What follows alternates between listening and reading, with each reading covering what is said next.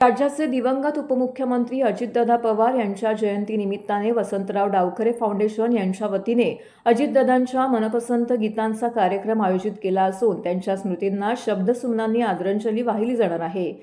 राष्ट्रवादी काँग्रेसचे युवा नेते प्रबोध डावखरे यांनी ठाण्यामध्ये 22 जुलै रोजी गडकरी रंगायतनमध्ये विशेष कार्यक्रमाचं आयोजन केलं आहे। प्रसिद्ध पार्श्वगायिका संगीतकार वैशाली सामंत यांच्यासह कलाकारांकडून विविध गीते सादर केली जातील। वसंतराव डावखरे फाउंडेशनचे अध्यक्ष प्रबोध डावखरे यांनी पत्रकार परिषदेमध्ये ही माहिती दिली। यावेळी राष्ट्रवादी काँग्रेसचे ठाणे शहर जिल्हाध्यक्ष नजीम मुल्ला, राष्ट्रवादी काँग्रेसचे नगरसेवक सुहास देसाई, शहराध्यक्ष वीरू वाघमारे यांची उपस्थिती होती। दिवंगत अजितदादा पवार यांची स्मृती जतन करण्याबरोबरच ठाणेकरांच्या वतीने आदरांजली वाहण्यासाठी हा कार्यक्रम होत आहे असं नमूद करत प्रबोध डावखरे यांनी कार्यक्रमाची माहिती दिली। दिवंगत उपमुख्यमंत्री अजितदादा पवार यांचे ठाण्याबरोबर ऋणानुबंधन होते।